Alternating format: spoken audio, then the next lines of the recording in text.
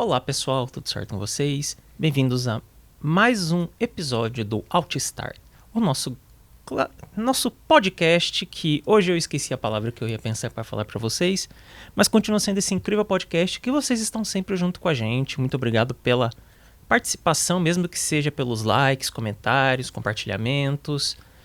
Mas é aquilo, é um podcast que não existiria sem você, claro ouvinte, que faz a nossa missão aqui ser uma missão cumprida. A missão que a gente tem de passar conhecimentos e informações a respeito do autismo, sobre as terapias e tratamentos envolvendo o TEA. Hoje comigo, Antônio Augusto Ferreira Neto, tem ao meu lado Lilian Ferreira. A mãe do Antônio, né? Já falei, todo dia eu tenho que falar, mais conhecida como mãe do Antônio. Mas Lilian Ferreira, maior prazer do mundo em ser mãe do Antônio. Você não vai falar mais nada? Então Nossa tá bom. convidada de hoje? Sim, temos uma importante convidada hoje, a Lidiane Lume Savazaki. Yumi. É que eu não sabia se daqui era um J, um L ou um I. Desculpa, Yumi Savazaki. Fonoaudióloga, docente da Uningá. Olá, Antônio. Olá, Lilian. É um prazer estar aqui nesse podcast tão renomado, com tantas entrevistas. Eu não tive a oportunidade de ver todas, né? Mas eu estava ontem olhando lá todos os vídeos que tem com pessoas incríveis, né? Com profissionais familiares, né? De pessoas com TEA. Que contribuem muito para a nossa formação enquanto profissionais, né? E também para a comunidade em geral. É um prazer estar aqui. Obrigada pelo convite. Infelizmente, eu tenho que te dar uma notícia. A partir do momento que você senta nessa cadeira, você passa a ser o quê, Antônio? Parte da nossa equipe de apoio. É uma honra. Então, assim, não é a primeira vez que você vai sentar, né?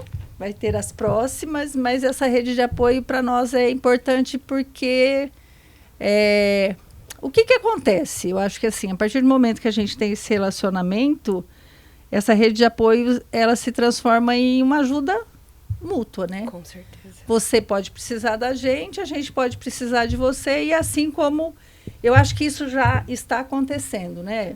Em tudo que a gente faz aqui, em tudo que a Uningá precisa da gente, em tudo que as coisas vão acontecendo, e eu acho que isso é importante.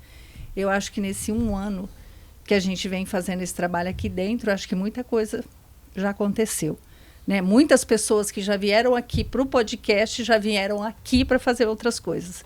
Então, eu acho que isso é uma rede de apoio para nós, mas é uma rede que ela vai crescendo para todo mundo. Então, assim, sinta-se fazendo parte de tudo isso. Você já faz parte de tudo isso, né? Não é à toa que a gente se esbarra em tudo aquilo que a gente vai fazer. E eu acho que isso é importante para a história da nossa cidade, para tudo aquilo que a gente vem fazendo com relação ao autismo em Maringá. Eu acho que é muito importante, né? São os nomes que lá na frente a gente sempre vai ouvir falar. E aí eu queria que a gente começasse a nossa historinha hoje aqui, o seu trabalho enquanto profissional, enquanto docente, e a gente sabe assim que quando a gente começa a nossa história enquanto ativista, enquanto mãe, o Antônio enquanto autista, a gente sempre se depara com alunos que a gente questiona se alunos têm alguma informação, no mínimo, dentro da universidade, na graduação, se eles estão tendo algum conhecimento sobre autismo, né, enquanto estão no banco da faculdade. E eu sei que isso tem mudado. E eu queria que você falasse para mim um pouquinho, enquanto professora, enquanto coordenadora de curso, como está sendo isso hoje dentro da fonoaudiologia. Muito bem. Agradeço a pergunta. E eu penso, Lilian, que com certeza essa parceria é extremamente importante, né? Pegando um gancho da tua fala inicial, porque não teria motivos ou não teria propósito de existir um curso que não se preparasse para atender a comunidade, né? Então, por isso que a Uningá se preocupa tanto com o atendimento à comunidade, com projetos de extensão e estágio. Então, isso é extremamente importante para a formação dos nossos alunos, né? Não basta na teoria ter o conhecimento sobre o que é o TEA, quais são os critérios diagnósticos, né? Na teoria. É importante que eles tenham isso na prática e que a instituição e o curso se preocupe com esse atendimento ao público. Falando um pouquinho do nosso curso, nós temos aqui na Uningá o curso em 2 modalidades, né? Na modalidade EAD e na modalidade presencial. E nós temos, além das disciplinas teóricas que contemplam o conteúdo, que também é importante, né? Para que os alunos tenham essa formação teórica para daí ir para os campos de estágio, né? Nós temos estágios aqui na Clínica Escola, que atende, eu costumo dizer que 70% a 80% do nosso público aqui da Clínica Escola são TEA, né? São pessoas com transtorno do espectro autista, em sua maioria crianças, né? Crianças até que ainda não receberam diagnóstico, que estão no processo, né, de diagnóstico, de investigação e já vieram para terapia.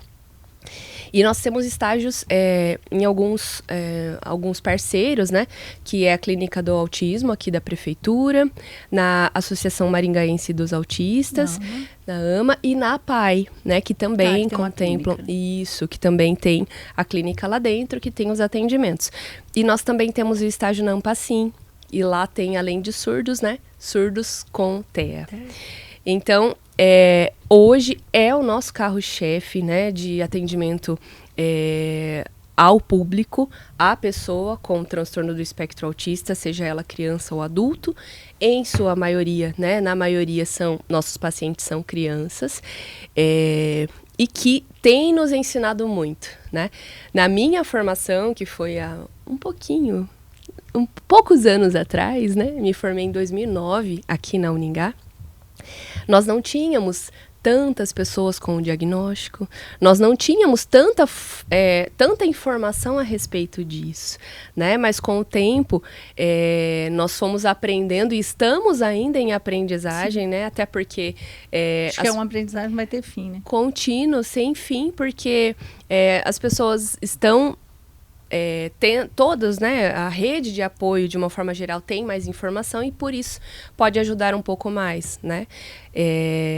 E, com isso, a gente tem avançado nisso, na formação dos nossos alunos também.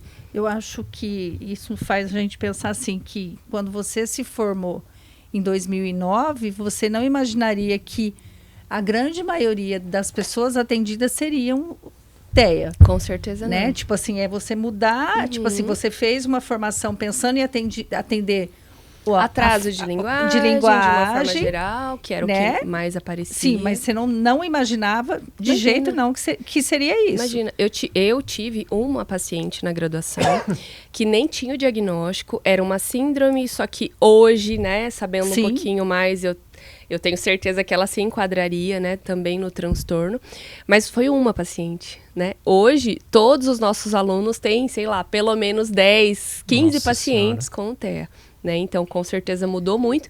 E a profissão tem avançado bastante também, né? Agora, no final do mês, terá, essa semana ainda, uma reunião com todos os coordenadores de curso do país, né, para falar sobre a diretriz curricular da fonoaudiologia, que contempla já a questão do transtorno do espectro autista. Já não, né? Já deveria ter mudado, só que a nossa DCN é de 2002, né? Então, olha quão defasada está. Né? 22 anos. Pois é. Então, muita coisa mudou, e aí nessa proposta, né, uma proposta de nova diretriz do curso, contempla isso, né? Já era porque de se esperar. Na verdade, assim, o que seria um fono especialista em TEA? Não, mas você já tem que vir, porque assim, é tudo a ver. Porque quem que imaginaria isso? E se você for pensar, qual que é o primeiro questionamento numa avaliação de um autista? Qual que é a primeira queixa? Não, será que houve? Será que houve? E aí o primeiro profissional acaba sendo o fonoaudiólogo. Exato. E eu acho assim, como que é engraçado, né? Estou falando de um momento em que não existia diagnóstico. Nem o Antônio, meu outro filho, ele tinha dificuldade de aprendizado, tá? Mas assim, ele tinha idade ainda, ele entrou na escola mais cedo, então ele não alfabetizou no período que queriam que ele alfabetizasse, então não vai para a primeira série. Ah, então tá. Então vai na fono, vai na psicopedagoga, vai em tudo aquilo, com 5 anos lá. Nem 6 anos tinha ido. Aí, assim, eu ficava pensando naquele momento, por que tem que ir na fono? Então, assim, a mãe naquele momento não tinha nenhum esclarecimento do porquê que tem que passar por uma fono. Né? Não tinha. Qual que é o papel da fono naquele momento? Nem se sabia, né? Eu lembro que na minha graduação era muito comum o questionamento. Você faz fono o quê? Você vai ser fono o quê? Né? Achava-se que era uma área da medicina, né? Uma especialidade da medicina, que já foi, né? Pensando na história da fonoaudiologia, até se tornar uma ciência, né? Até se tornar uma profissão. Mas realmente não se sabia. E é curioso esse assunto que você tocou, Lilian, que até hoje nós temos, né, já falei isso, vou falar novamente, que nós temos muitos pacientes que chegam até a clínica sem o diagnóstico. Porque muitas vezes, né, esse diagnóstico deveria ser feito por uma equipe multidisciplinar, né, com o olhar de todos os profissionais. E aí, talvez naquele momento, o profissional responsável para dar o nome, né, do diagnóstico não tem ferramentas suficientes, não tem informações suficientes para fechar esse diagnóstico. Então, muitas vezes, chega para terapia sem o diagnóstico. Mas olha aí, é uma criança que tem 2 anos, 3 anos, 4 anos e não se comunica verbalmente ainda, ou fala muito pouco, ou não tem essa questão, tem essa dificuldade na comunicação, interação social, né? Então, por mais que não se feche o diagnóstico, ela tem a necessidade, né, de realizar a intervenção terapêutica. Então, eu sempre digo, né? Pode ser que a criança chegue, né, para nós, como é nosso principal público, chegue para nós com essa demanda, né, de atraso na linguagem, e que em terapia essa criança evolua de tal forma que realmente seja descartado esse diagnóstico, considerando que talvez estava ali na dúvida se era ou não, então estava num momento difícil de identificar se era mesmo, e aí ela teve um atraso simples na linguagem, com terapia ela conseguiu, beleza. Mas pode ser que não, que ela necessite de um tempo maior de terapia, que com a demanda social aumentada venha, né, maiores dificuldades na comunicação, e aí o profissional vai ajudar também. Então não precisa esperar o laudo para procurar ajuda, se precisa. Sim, mas eu acho que culturalmente também, eu acho que a gente peca demais, né? A nossa cultura faz com que a gente não procure o profissional, né? Porque sempre o tapinha nas costas sempre vem para... É normal. É normal. Cada criança tem seu cada tempo. Criança tem seu tempo. E eu acho que assim... E a gente vê que isso não muda. Você vê pessoas extremamente... com poder de influenciar, que nem esses dias mesmo apareceu uma pessoa falando isso na rede social, que é uma pessoa conceituada lá, não sei, mas é uma pessoa que é influenciável, falando que um diagnóstico não pode ser dado antes dos 3 anos, que isso é um absurdo.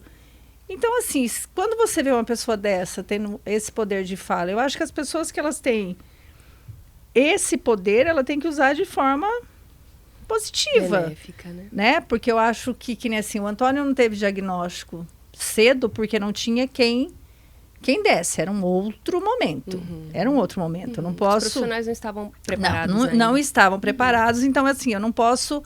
Eu falo que com certeza, eu sei disso, porque assim, até a psicóloga que atendeu ele, muito depois veio falar para mim assim, como que eu não vi? Não viu porque não era, você não tinha ferramenta, né, para isso. Eu falei, nem o médico tinha.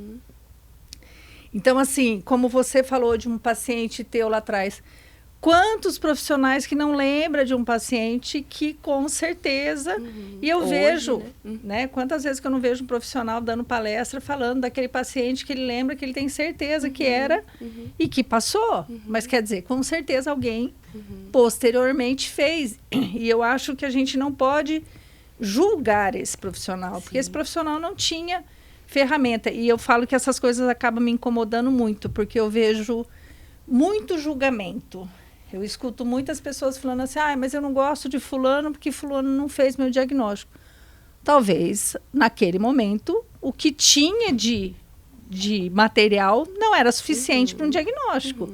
Ou talvez aquilo que você apresentou não era suficiente. Exato. Né? Exato. Porque eu acho que assim, não é simplesmente toma e você me dá de volta, pronto. Eu acho que não é assim que funciona. As pessoas têm que aprender que não é assim. As coisas não podem ser tão fáceis, né? Que nem ontem mesmo. Só para exemplificar, vai ter a Conferência Nacional dos Direitos da Pessoa com Deficiência em julho. E a pessoa deficiente, ela tem direito a acompanhante, mas para levar o acompanhante, você tem que apresentar um documento que você precisa de acompanhante. Então, assim, não é um laudo falando que você é pessoa com deficiência. É um laudo falando que você, pessoa com deficiência, precisa de um acompanhante. E as pessoas acharam ruim de ser cobrado um documento desse, que isso era capacitismo. Mas eu acho que tá certo. Nem todo deficiente precisa de acompanhamento. Nem todo. Talvez um outro autista, que como tem muitos... Letícia Sabatella, só dando exemplificando, não precisa de um acompanhante fazer uma viagem. O Antônio precisa. Então, assim... Ainda, filho, vai chegar um momento que talvez você não precise. A mãe acha que precisa, né, Antônio? Né? Então, assim, eu sei que nem se ele vai pegar 2 voos. Pega daqui Maringá a Curitiba, chega em Curitiba, ele não acha ninguém, desregula, tá. Como que eu vou daqui a Curitiba para dar esse suporte? Para dar esse suporte. Sim. Então, assim, eu não vou correr esse risco. E é isso que você falou, é hoje. Pode ser que amanhã ele não precise mais. Exatamente. Né? Como muita coisa que lá atrás ele talvez não desse conta, hoje ele dá. Com certeza. Né? Com certeza. O tomar um ônibus, que lá atrás era muito complicado, né? Que ele se frustrava muito fácil, hoje já é mais tranquilo. Mas pode se frustrar ainda. Eu já resolvi, isso daí já me era resolvido faz um bom tempo também, mãe. Não, mas é isso que eu tô falando. Mas em algum momento foi complicado. Foi difícil, sim. Mas eu falo assim, então são coisas que as pessoas têm que entender que nem tudo é do jeito que você quer. Né? Então eu acho que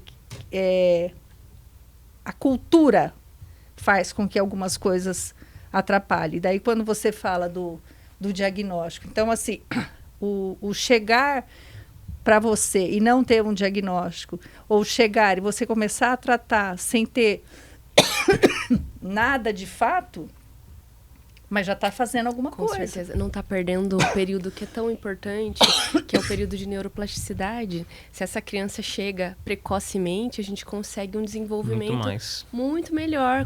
Tudo que a gente aprendeu lá na nossa primeira infância, né, na nossa infância, a gente tinha muito mais facilidade do que hoje. Né? Então, as crianças que estão aprendendo hoje na escola o inglês desde pequenininho... Nossa. E a gente que foi fazer um curso depois de adulto para passar na prova de mestrado e doutorado, que foi o meu caso, eu tinha muito mais dificuldade, né, do que as crianças que aprendem desde cedo. Nem me lembro, vou ter que fazer uma dessas para saber.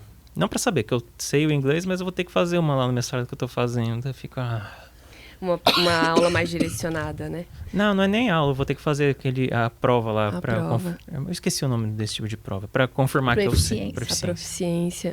Você vai prestar mestrado, Antônio? Eu tô fazendo mestrado, vamos ver no que dá, né? Ai, que legal. Parabéns. Obrigado. Vai dar certo, vai dar tudo certo. A gente perde uns cabelos, outros ficam brancos.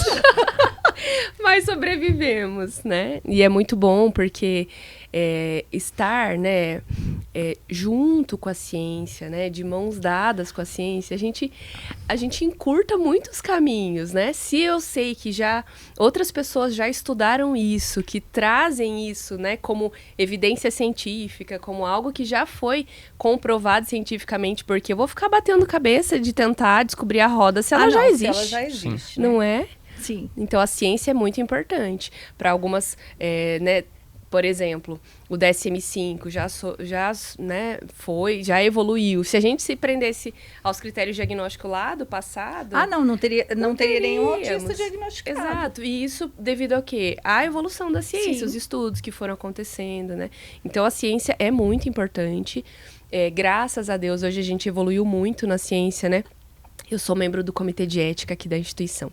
E o Comitê de Ética é sempre alvo de muitas críticas, porque é muito criterioso para aprovar um trabalho, porque precisa estar totalmente, né, de acordo. Mas por quê? Porque lá no passado foram feitas pesquisas à torta e à direita, que não se pensava no ser humano ou no animal que está sendo pesquisado.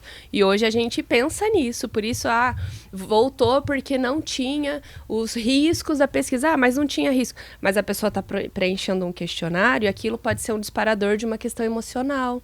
E aí o Comitê de Ética se preocupa com isso. O que vai? E daí? E se aquilo causar algum desconforto emocional? O que a pessoa vai fazer? Ela vai ficar com aquele prejuízo? Não, a pesquisa tem que se preocupar com isso. Aquilo também. O que vai ser feito com essa pessoa se ela tiver algum prejuízo? Né? Então, a ciência evoluiu muito, tem muito ainda para evoluir, né? Mas é muito importante a gente estar sempre estudando, né? Estar sempre buscando ali conhecimento, informações novas para poder ajudar mais, né, as pessoas que necessitam. Lide, conta para mim um pouquinho como que funciona hoje esses atendimentos, como que eles chegam aqui pro ambulatório aqui, nesse sentido, como que eles vêm parar aqui com os alunos, para vocês fazerem atendimento? Certo. Então, porque eu acho isso assim muito rico para o aluno e muito rico para a sociedade, porque a gente sabe que a nossa demanda, enorme, enquanto sociedade, é gigante, né? E eu acho que assim, quando você tem isso para oferecer, a gente está, enquanto sociedade, ainda ajudando o município, né? Com certeza, e de forma gratuita, né? Que é importante, Sim. Porque infelizmente nem todas as famílias têm condições, né, de pagar terapias. Não. E geralmente são várias terapias, né? Sim. Não é só a fonoterapia, tem a TO, Todas. a psicopedagogia, enfim, que é a equipe multi. Eu não posso, né, trabalhar... Uma vai complementar a Exatamente, eu não posso ir além daquilo que me compete. Tá, então, além desses locais que nós atendemos, né, que daí cada um tem a sua demanda, e aí a gente atende a demanda que vem do local, por exemplo, a clínica do autismo da prefeitura, aqui, né, para a pessoa ser atendida aqui na clínica escola.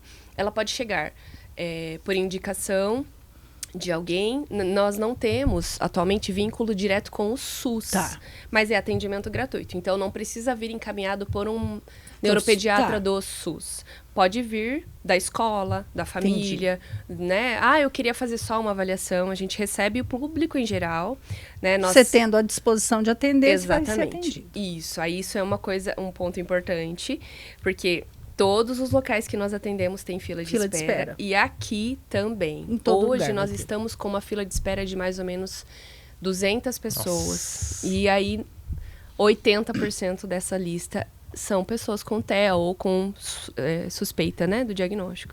Então, nós temos vários grupos de estágio. Deixa eu ver, 1, 2, 3, 4. Temos 4 grupos de estágio com vários alunos atendendo, né? Mas ainda assim não é suficiente para a demanda. Então, quando chega um paciente novo, né, que quer ser atendido, quer passar por uma avaliação, a gente coloca na nossa lista e assim que possível a gente entra em contato para agendar, né? E aí a gente pede, nós temos estágio na parte da manhã, tarde e noite. Então a gente já no agendamento a gente já pede a disponibilidade da família de trazer, né? Pede os telefones para contato, que assim que surgir uma vaga a gente entra em contato. Mas é demanda espontânea. E aí, se a gente for pensar, essas listas de espera, acaba tendo gente nessa fila de espera aqui, na fila de espera em outro lugar, na fila de espera em outro lugar. Mas isso... Imagina o desespero dessas Sim, eu não pessoas. acho nem que isso seja um problema. A gente Não? até fala isso, né? Olha, se você puder ficar também em outras filas, porque o importante é que saia o quanto Por causa do antes, tempo, né? por conta do tempo, pra gente não perder Porque nem tempo. todos vão estar no momento da plasticidade, né? A grande Exato. maioria já vai ter passado. Exato. E aí, Lilian, me corta o coração quando a mãe vem, né? E fala assim, meu filho precisa urgente. E eu sei disso. Mas todos ali precisam Eu urgente. sei, mas urgente. aí se você pega a lista, todos são urgentes, né? Daí você pode dar uma prioridade, mas todos são prioridade, Todos são. né? Todos Então isso significa quê? Que nós precisamos de mais profissionais. Sim. Precisamos, Sim. porque nós, hoje, na fonoaudiologia, a gente não dá conta da demanda. A demanda é maior do que o número de profissionais. Acho que em tudo relacionado ao autismo Em não tem tudo. profissional bastante. Concordo com você, Antônio. Né? Mas você sabe que esses dias a gente assistiu uma palestra e a profissional, ela estava montando uma estrutura de uma clínica de autismo. E ela estava fazendo a pesquisa do doutorado dela. E ela foi pesquisar o número de terapeuta ocupacional que tem no Brasil. E aí, assim, é muito pouco. Para a demanda que tem. Entendeu? Então, assim, a gente vê a cobrança, principalmente dos familiares. Vocês não contratam, não tem profissional. Mas, assim, não adianta existir essa cobrança de você não está contratando. Para que exista contratação, precisa existir profissional. Que nem eu sei que agora veio um profissional para ser coordenador de TO aqui, que veio de muito longe. Muito longe. Que nem, esses dias eu entrei em contato com a antiga TO para ver se ela tinha alguém para indicar para contratação. Ela falou assim, Lília, todos estão empregados. E todo dia tem pedidos de indicação de aluno. Ela falou, todo mundo está empregado. Sim. Então, assim, não adianta. Que nem assim, é uma busca por um profissional que não existe o profissional. O profissional que existe está trabalhando. Exatamente. Então, assim, gente, para quem está aí escutando, são, na verdade, as profissões da vez. Exatamente. Fonoaudiologia, terapia ocupacional, psicologia, fisioterapia, são profissões que o mercado está pedindo e que não tem. Nas clínicas particulares tem filas de espera tem filas enormes. Todas, exatamente. Tá? Todo dia eu abro a rede social, estão buscando profissionais para trabalhar. E assim, e não querendo falar, e não é uma profissão que a pessoa vai ganhar pouco, né? Principalmente por conta da demanda. Exatamente. Eu tenho um grupo de egressos, né, dos formados aqui na Uningá a partir do curso que nós abrimos em 2018. E aí eu recebo, pelo menos, durante a semana, uns 5 e-mails pedindo indicação de... você tem um aluno para indicar? E eu já peço assim, você pode me mandar os dados da vaga que eu mando no grupo, porque realmente já estão todos trabalhando. Então. E aí, se alguém quiser agregar a um trabalho ou até trocar de trabalho, tem a opção lá, né? Mas eles, graças a Deus, estão todos trabalhando. Mas eu acho que assim, até assim, num começo, quando a faculdade, ela coloca um curso, as pessoas, elas desacreditam. Né? No Paraná, novo. Né? Um curso novo. No Paraná só tinha um, agora coloca um curso, não vai... Gente, pelo amor de Deus, eu acho que assim, a gente tem que apostar, né? Eu falo assim, que eu sou uma pessoa que eu gosto muito de começo, né? Eu pago... Desbravar. Eu pago para ver, tá? Vamos apostar, vamos ver no que vai dar?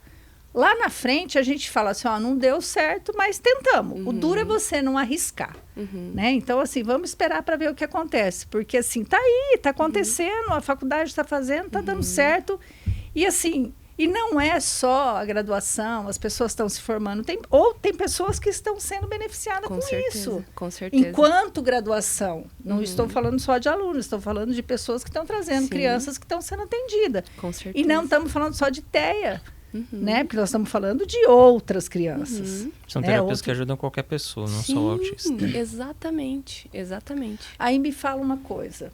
Na questão do TEA, tem pacientes TEA que de fato não têm audição? Temos. Eu tenho uma paciente, inclusive, nos convênios que nós atendemos também tem, né? E aí, geralmente, o diagnóstico do TEA vem posteriormente, porque a princípio se justifica, né, a questão da comunicação por conta da perda auditiva, mas depois, com a demanda social, essa criança acaba não desenvolvendo, mas apresentando, né, algumas características que antes não era considerada por conta da perda de audição. E sim, é muito comum a associação né, a comorbidade, né, do TEA com a deficiência auditiva. É muito comum. E aí, algo que vem aí despontando nas pesquisas, especialmente internacionais, que é algo que eu gosto muito de falar, porque a minha primeira paixão, né? É a questão da utilização da língua de sinais com a pessoa com TEA, seja tendo ela deficiência auditiva associada ou não. Mas é uma linguagem gestual, uma língua gestual, né? Que é, né, direcionada especialmente para a pessoa surda. Alternativa. Força a pessoa... É também aquela questão, que é uma linguagem que você tem que estar de olho na pessoa. Não é aquela coisa que o autista fica olhando para os lados, coisa assim. Para você participar de uma linguagem de sinais, você tem que estar de olho na pessoa. Então é uma... Não vou dizer forçação de barra, mas você pressiona ele a ter que trabalhar isso. É um incentivo, né? Um incentivo a ter essa Mas aí a esse linguagem de olhar também. sinais entraria como uma comunicação alternativa? Sim, é assim, né? Nós temos hoje, na fonoaudiologia, o Comitê de Língua de Sinais, que ele está dentro da linguagem, né? Que nós temos a comunicação alternativa num comitê à parte.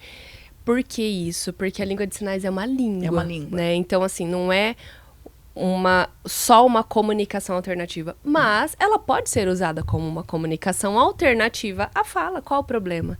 Né? Eu já tive pacientes, eu estou atendendo e já tive pacientes. Eu estou atendendo hoje pacientes com perda auditiva e TEA. Mas eu já tive pacientes que não tinham perda auditiva, mas que não verbalizavam, já era jovem, não verbal, e que apontava muito, usava já muitos gestos. E aí a gente conseguiu aproveitar isso na língua de sinais e foi incrível, né? Era um paciente que aí a mãe foi buscar, aprender, a família, a escola foi aprendendo, e ele começou a se comunicar. E isso diminuía, inclusive, os episódios de crises. Porque quando a comunicação acontece, eu consigo dizer que esse ar-condicionado tá muito frio, que a luz tá muito forte, que o tecido tá me incomodando. Se eu não tenho comunicação, como é que eu vou fazer isso? Como é que eu vou expressar isso? Né? Então, eu falo que a comunicação, ela é primordial para tudo. Se a pessoa não consegue se comunicar, ela vai ficar desesperada. Sim, ela vai desregular. Exato. Eu já tive a oportunidade de ir para fora do país, fui para a Espanha, apresentar um trabalho lá no meu mestrado ainda na época. E aí eu estava sozinha, estava esperando os meus professores chegarem, eles estavam em Paris fazendo um passeio e eu estava já em Madrid esperando eles para o congresso. E aí fui passear pelas ruas de Madrid. E aí eu acabei me perdendo, não sabia chegar no hotel, não tinha GPS, não tinha nada. E eu, meu Deus, e agora o que eu faço para voltar? Fui pedindo informações.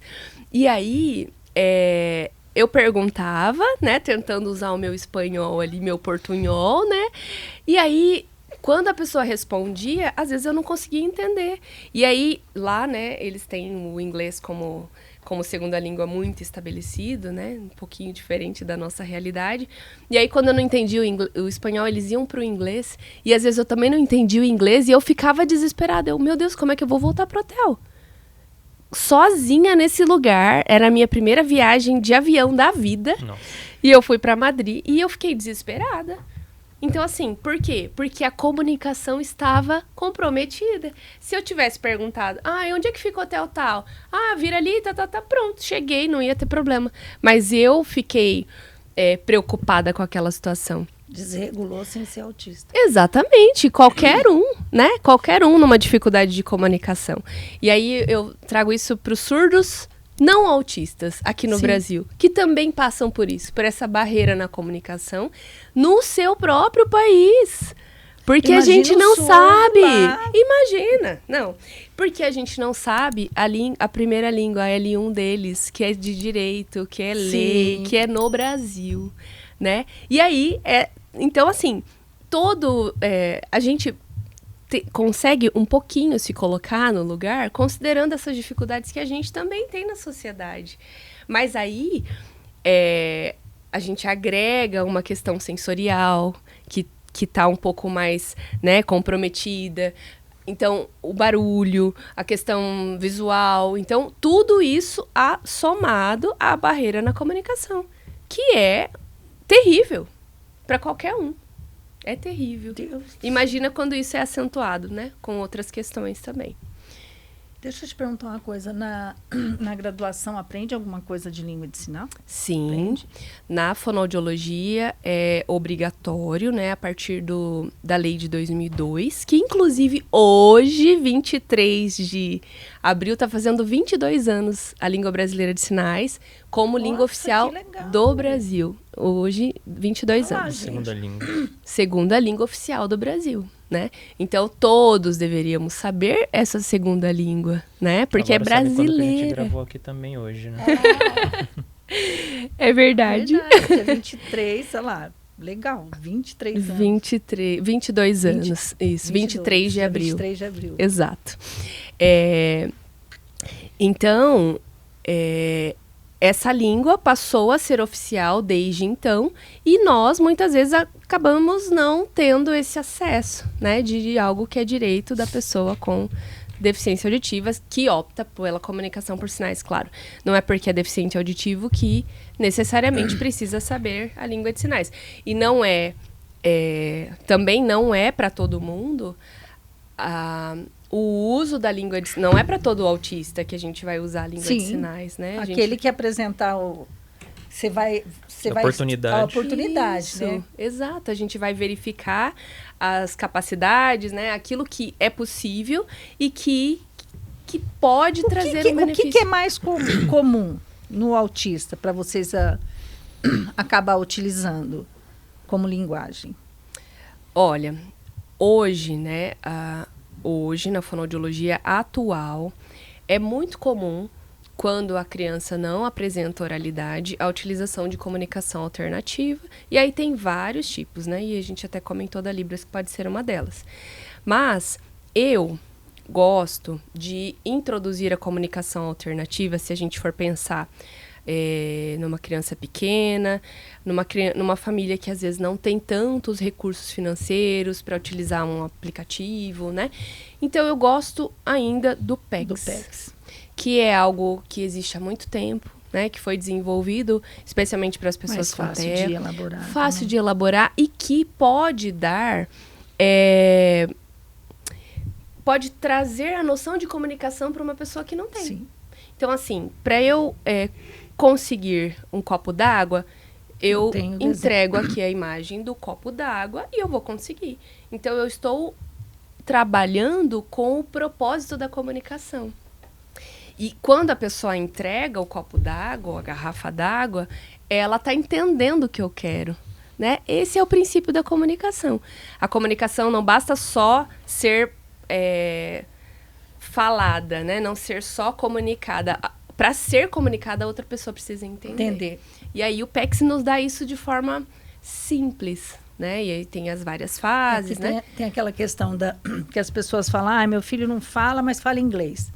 Tá, mas fala inglês, mas comunica? Exatamente. Ou só tem a fala, né? É uma ecolalia, né? Exatamente. Fala ou se comunica, né? Exato. Que tem diferença, né? Com certeza. Então, não dá função para fala, né? Não dá função, né? Exatamente. Então, eu acho que eu gosto muito dessa forma de comunicação alternativa por imagens, e né? você acha que assim, é fácil? É fácil no sentido, assim, é uma demanda muito demorada para eles até aprender o que aqui é um copo de água, ou não? Existe uma dificuldade muito grande. Existe porque depende de alguns fatores, como o quanto a família vai se empenhar naquilo, porque sempre, né? É repetição, né? Então, o quanto vai sair da sala de terapia isso. Tá. Porque a terapia dura o quê? De 30 a 50 minutos, 1 hora. Enquanto isso vai ser reproduzido depois. Exatamente. Então, depende do apoio da família. Então, a pasta do PECS, ela precisa ir para todos os lugares que essa pessoa vai, para a escola. E aí, não basta só ir. Eu preciso preparar essa equipe, preparar essa família para usar, né? Para incentivar o uso desse trabalho. E também o quanto a criança está preparada para isso, né? O quanto a questão cognitiva está preservada, o quanto a gente precisa trabalhar isso, né? Para poder, daí, introduzir a comunicação alternativa. Então, pode ser... Eu tive pacientes que... gêmeos, inclusive. Gêmeos, mas com um desempenho diferente, né? Com um desenvolvimento diferente, ambos TEA. E que eles chegaram à terceira fase do PECS muito rápido. Eles entenderam muito rápido a ideia da comunicação alternativa e a mãe abraçou a causa de forma linda. E a gente conseguiu um resultado lindo, incrível. A gente, na época, usava como objeto de principal interesse, que é depois de ter selecionado muito, a gente usou alimentos. Não é o mais indicado, porque aí incentiva a criança a comer muito, mas a gente usava fruta. E aí fruta em porções menores, fracionadas. E foi lindo. A mãe falava assim, meu Deus, eu não aguento mais comprar fruta de tanto que tá pedindo. Mas olha que legal, né? Olha que bacana. Essa me fez lembrar de algo essa semana passada. A minha paciente que eu estou trabalhando com Libras, estou trabalhando com multigestos, com comunicação alternativa, estou associando ali até que eu consiga chegar até ela. Então, eu tenho um caderno e nesse caderno eu coloquei foto de todos os terapeutas que atendem ela, da família, da realidade de casa, da escola que ela estuda. E aí, sempre o terapeuta com ela. E aí, a gente está trabalhando e tal. Só que ainda não tinha visto algo tão espontâneo como eu vi semana passada. Ela estava saindo da fono e ela ia embora. Mas ela gosta muito de ir para físio. Ela pegou o caderno dela, abriu. Ela tem uma síndrome, tem autismo, tem uma questão motora bem severa. Ela abriu o caderno, lá onde estava a foto da físio. Mostrou a foto da físio. Entregou o caderno para mim e foi para a sala da físio. Tipo, agora eu quero fazer físio. Foi isso. Autonomia. Foi tão lindo aquilo, porque foi a primeira vez que ela mostrou algo tão específico e que eu não tive dúvidas de que ela disse que queria mesmo deu a fazer. Função e ela deu a função, ela ainda não sabe fazer o sinal de físio, estou trabalhando junto, mas ela deu. E aí a físio tinha um horário vago que ela até atendeu. Porque assim, não era o horário da físio, mas ela mostrou comunicação. Pra mim aquilo foi maravilhoso. Nossa. Foi lindo. E assim, pode ser que ela use aparelho auditivo, né, já há algum tempo. Tem uma certa resistência, mas ela usa. Pode ser que ela venha não desenvolver a fala. Mas ela vai se comunicar. O importante é que ela se comunique. Seja por Libras, seja por uma comunicação alternativa, seja pela fala. Tomara que ela desenvolva a fala, mas pode ser que não venha. E aí... Mas só de você saber que ela não vai passar o desespero de não, né, se frustrar por não conseguir beber um copo de água. Exato. Né, de pedir socorro. Isso. Né? Acho que as coisas mais básicas, né? Não é nem... E ela é muito esperta, né? Eu falo com a mãe, ela é muito esperta. Que quando ela tá meio que de saco cheio da terapia, ela pede pra ir no banheiro.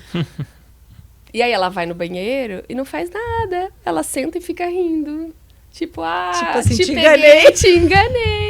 Então eu vejo que quando ela tá de saco cheio, ela quer fugir daquela demanda, então ela pede pra ir ao banheiro. Mas eu acho que assim, mas ela tá comunicando que ela quer ir. Mas eu acho que assim, é um comportamento assim que você vê que muitos dos autistas, eles usam essa fuga, né? Tipo assim, já sabe que se ele começar a gritar ali, vão tirar ele dentro da sala. Então ele grita e sai. Sim, e então, a gente... já deixa a porta aberta, porque a hora que ele quiser sair, ele sai. Não precisa deixar nem ele desregular, já deixa pra sair. Exatamente. Né? Porque, assim, é a forma que encontra pra... Não é? Criança é assim, ué. Exato. Se eu fizer, vai me dar, eu faço. Isso, exato. O reforço foi dar. Lógico. Né? E não é isso que eu quero. Tô estimulando a comunicação. Tá comunicando... Né? Claro que se for algo que vá prejudicar, que vá fazer algum mal, não vou fazer. Mas né? imagina, numa questão dessa, é super positivo, né? Exatamente. É lindo, né, gente? A comunicação, eu acho que é um privilégio, sabe? É um privilégio de Deus mesmo, poder trabalhar e poder dar voz, né? Poder dar... ferramentas de comunicação para alguém que não consegue se comunicar. Olha, que engraçado, né? Engraçado, não tem nada de engraçado. Mas você pensar na profissão da fono, né? Que a princípio, lá atrás, era uma questão de trabalhar voz, trabalhar a questão da audição. E hoje, quando você fala em fono, você acaba mais relacionando a alteia do que a outra Porque privilegia a comunicação, Sim. não só ela, né? Eu vou agora, no início de maio, eu vou dar uma palestra no Encontro Internacional de Audiologia, lá em São Paulo, e eu vou falar justamente sobre a importância da comunicação não verbal. Não é só para o TEA, né? A gente vai falar de uma forma geral, mas a importância da comunicação não verbal, que ela pode ser muito efetiva. E por que eu tô falando isso? Porque a gente Eu não acho tinha... que abriu A gente não tinha esse espaço antes, Lília.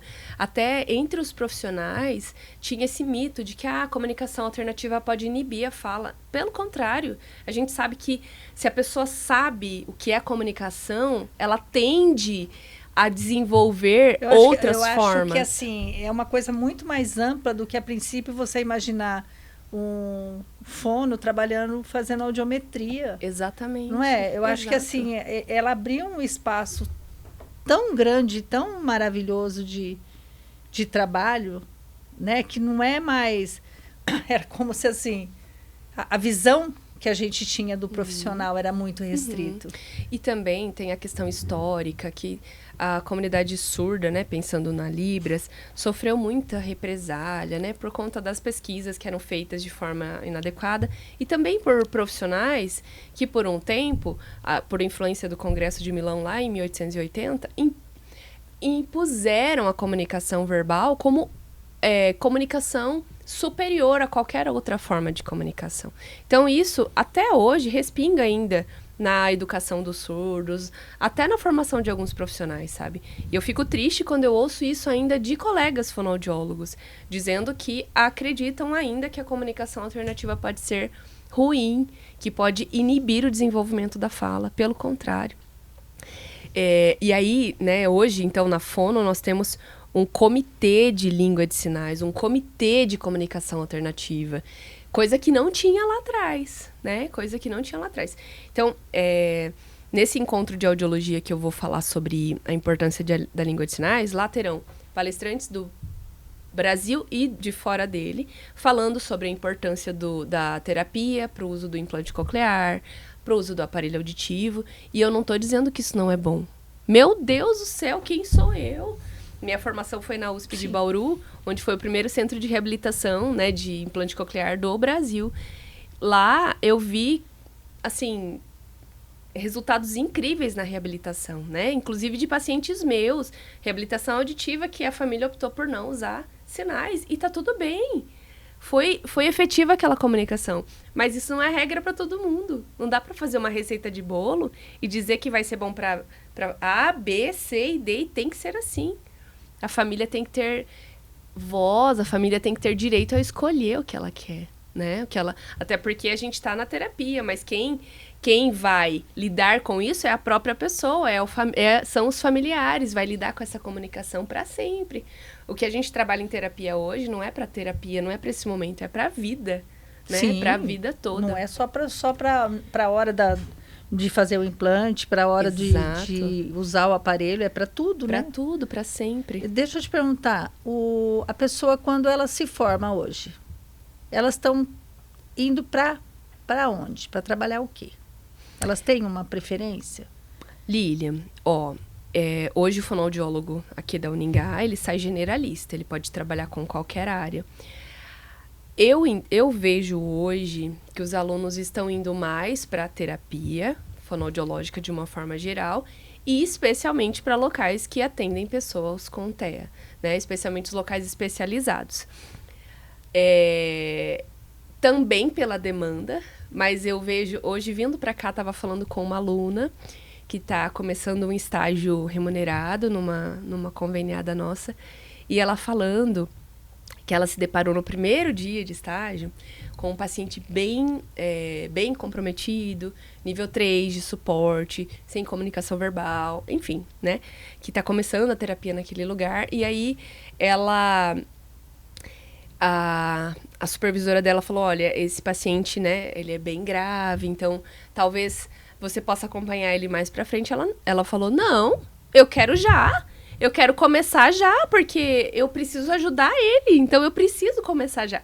Então eu fiquei tão feliz com isso, porque eu vejo que a nossa instituição está preparando os alunos para irem para o mercado de trabalho e aceitarem esse desafio. Sim. Porque quando Minha história com o autismo começou principalmente em 2012, quando eu vim atuar mesmo como professora. Porque na graduação foi pouco contato que eu tive. Porque foi quando começou, foi quando mudou o DSM-5. Exato. E aí, eu caí de paraquedas na Associação dos Autistas como supervisora.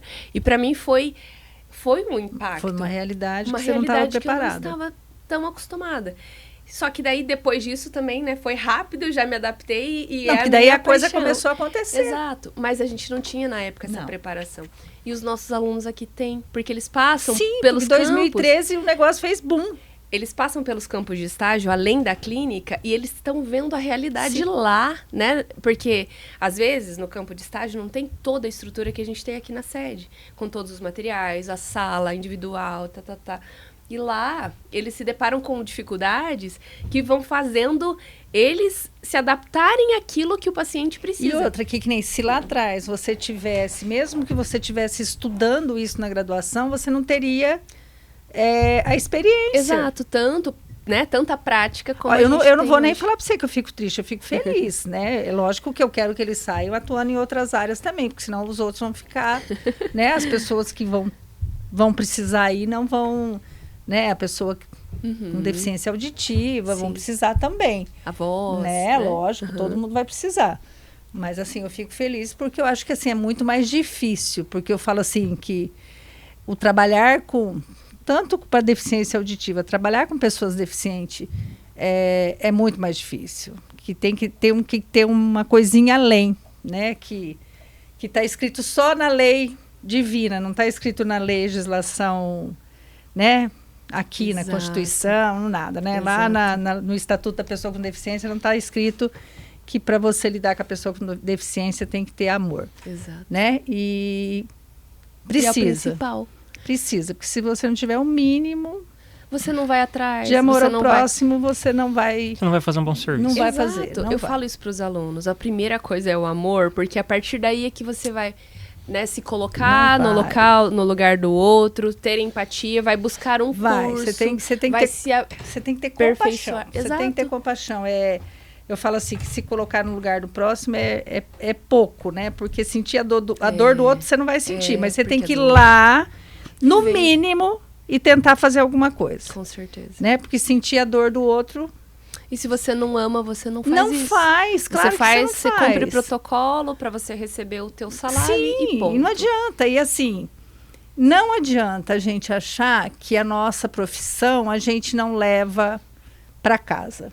Porque assim, não dá para a gente ser fria a ponto de deixar, né? 6 horas da tarde eu desligo, volto para casa e deixo de pensar que eu sou médico naquele que eu deixei no hospital e que eu sabia que ia morrer. Impossível você não pensar nisso. Fala, meu anjo. Nada, só peguei o cartãozinho mesmo.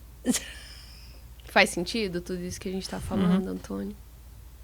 Não é? Eu acho que assim, não tem como. Eu não desligo. Eu posso estar muito errada, mas assim... Até para prejuízo dela, no caso. Daqui a pouco ela está surtando.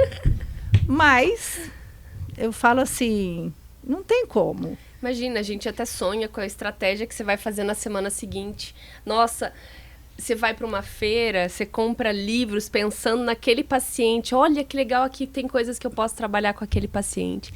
Mas isso é envolvimento. Eu acho que assim, quando você trabalha com amor, você realmente está fazendo o que você gosta. Exato. Você não está trabalhando, de fato. Você está vivendo a tua vida. Aquilo significa trabalho porque você está recebendo para fazer aquilo. Acho que a diferença é aquela. Mais você vive mais no teu trabalho do que em casa.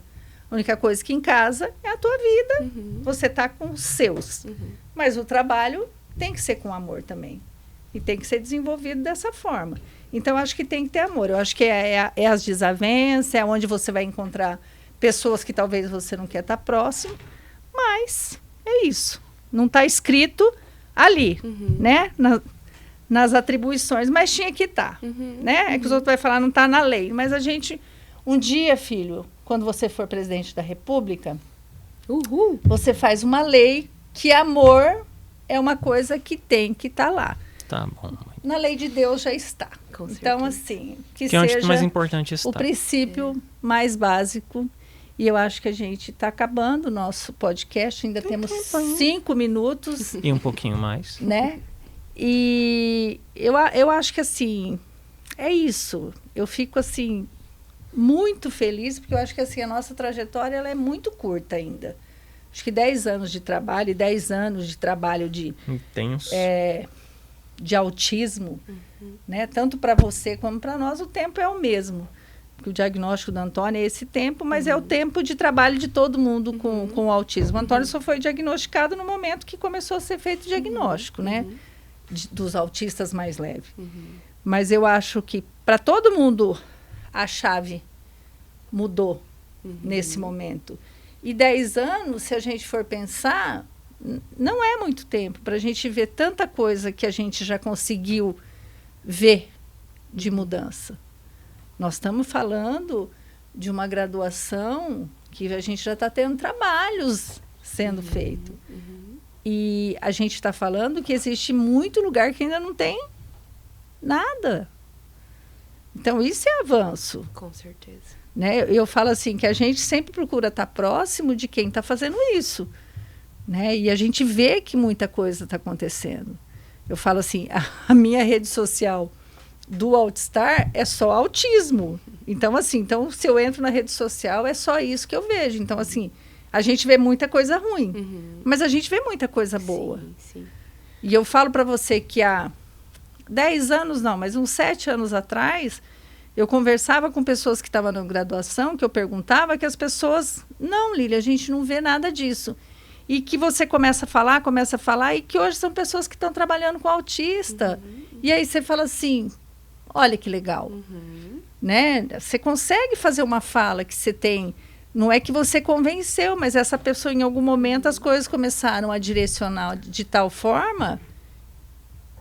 Você achava que você ia trabalhar? Imagina. Então. Não, e até, né, vindo de encontro com isso que você está dizendo, eu nem culpo os profissionais que lá atrás não queriam trabalhar com isso. Porque era assim, não tinha estrutura, não tinha preparo, e era um grande desafio. É um grande desafio até hoje, mas era maior ainda. Se é agora como não era antes. Com certeza, porque não tínhamos tudo isso. Então, assim, eram mínimos os profissionais que queriam ir para a educação especial. Eram poucos, porque não conheciam, tinham medo de como ia ser, e aí aquilo que você falou, né? Um paciente com atraso de linguagem, ele recebe alta rápido e você vê rápido, né, o que você está trabalhando ali. De uma semana para outra ele já evoluiu, às vezes ele adquiriu um fonema que você nem trabalhou por generalização e ótimo. Mas, às vezes, né, com o autista, com a pessoa, né, com deficiência intelectual, a evolução pode vir mais lentamente. E você tem que estar preparado para isso, para se frustrar, que muitas vezes a tua estratégia não deu certo, que você vai ter que mudar, que você vai ter que mudar a abordagem, que você precisa se reinventar, né? Então isso é um desafio até hoje, mas era muito maior antes. Mas que nem hoje, você tenta um desafio, não deu certo, você tem outras possibilidades. Isso, lá já atrás, descobertas, né? Você não tinha nenhum desafio. Exato. Que nem assim, ó. O Antônio não tinha diagnóstico, mas também não existia terapia. Não ia adiantar muita coisa o teu diagnóstico não muito ia, antes. O que poderia acontecer? Eu sempre falo isso. Eu me mandar para pai. Talvez não, porque você não tinha um comprometimento intelectual. Então, assim, você não seria uma criança pai porque você não tinha esse comprometimento. Você tinha um comprometimento social grave. Então, a gente tentaria resolver isso de outra forma. Mas eu te limitaria em tudo quanto era questão social. Eu não ousaria te colocar onde oferecesse risco. Né? Coisas que eu ousei, eu teria restringido. Né? Não vai jogar um futebol? Então não vai. Eu não teria colocado. Coisas que eu ousei, eu não teria usado. Mas eu não teria... Lília, não era melhor um diagnóstico? Não sei. Porque eu não teria nada para ter feito. Só ia saber, mas não ia ter para onde correr. Não, e talvez eu também não tivesse feito nada no sentido de arriscar. Sim. Porque eu teria mais medo, claro que teria. Né? Hoje eu falo, eu agradeço por não ter tido. Eu acho que assim foi no momento certo. Certo. Né? Já tinha ultrapassado muita barreira. Talvez podia ter vindo um pouco antes, um pouco depois, mas no final das contas não ia mudar muita coisa. Né? Eu acho que assim, a gente teve mais ganho Com certeza. do que prejuízo. O resultado Né? tá aqui, O né? resultado está aqui. O resultado está aqui, vai representar nós na Conferência Nacional da Pessoa com Deficiência. Olha esse ano. só, que orgulho, hein? É, Orgulho para filho, nós, lógico que maringaenses, né? Se você me permite... Permito, Lilian você e não perguntou Antônio, mas é isso, eu tô assim, ó, por mim... Uma hora a gente é pouco ficaria- tempo. É pouco, Vamos mas lá. eu queria ouvir de vocês de que forma, como eu disse, a gente está engatinhando ainda. Aprendemos algumas coisas, mas tem tanto que aprender ainda. E é tão importante esse retorno de vocês. Então, assim, você enquanto mãe, Antônio, você como pessoa, né, com TEA. De que forma vocês acham que a gente deve caminhar, né? De que forma vocês acham que nós, fonoaudiólogos, podemos melhorar, né, aprimorar a nossa atuação, considerando... Tudo bem, você não chegou a fazer fono, Antônio? Não precisou, né? De que forma vocês, enxergando a profissão hoje como, né, alguém que está tão próximo ali, né, às vezes é o primeiro profissional que vai receber essa família com uma suspeita de deficiência auditiva, de que forma a gente, né, pode melhorar isso? De que forma nós podemos contribuir na melhora da qualidade de vida de vocês? Olha, eu não vou falar especificamente para fono, mas eu acho que é qualquer profissional entender que a gente nunca sabe com que tipo de gente a gente vai lidar. A gente pode encontrar aqueles pais que não dão muita bola pro filho, só estão lá porque mandaram ir atrás. Ao mesmo tempo que você pode encontrar aqueles pais paranoicos que acham que é qualquer coisa, mesmo encontrando coisa onde não tem. E que se você for contra, vão ir até tentar atacar você de alguma forma. Então é uma questão de humanizar, entender que são pessoas diferentes e às vezes não dá para tratar todas as pessoas da mesma forma. Certo. Ótimo. Acho que eu só falaria isso mesmo. Ótimo. Obrigada. Eu acho que vocês são os profissionais. A gente, enquanto família, a gente tem que entender que quem é profissional é profissional. E não sair desse papel de profissional. Nunca eu vou saber mais do que você.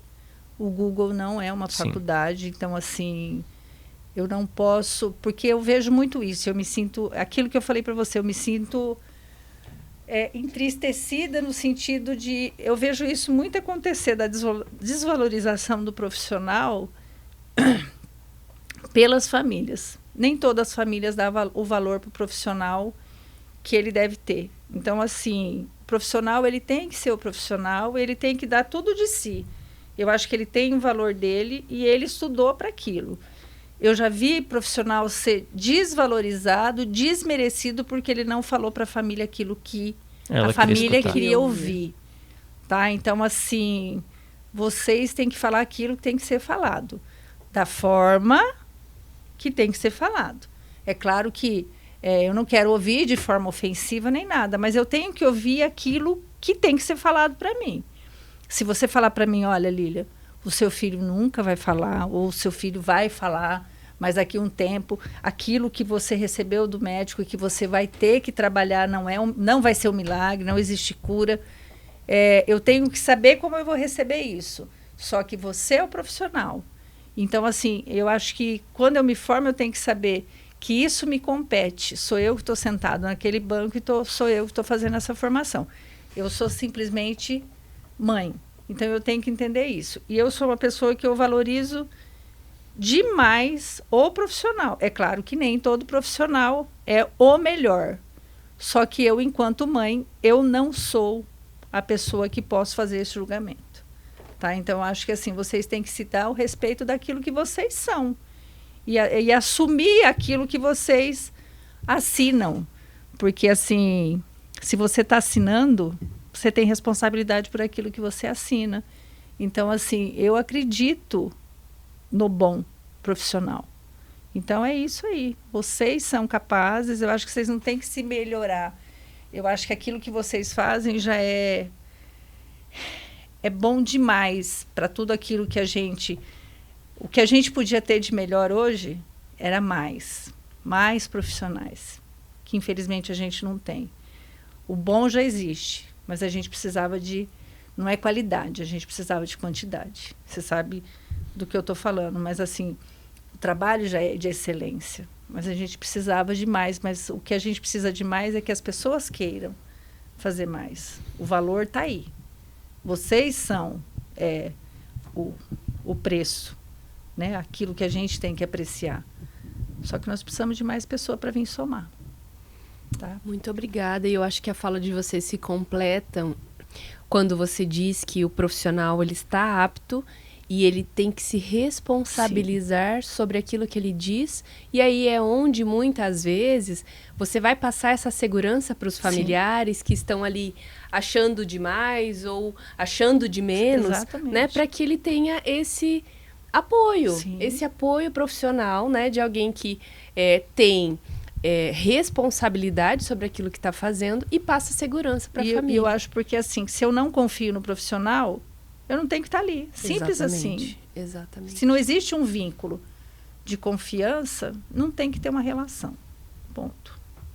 Concordo. Mas, gente, eu acho que é isso por hoje. Tivemos uma excelente conversa que com certeza deixou a desejar no sentido que ela não continuou por causa do nosso horário.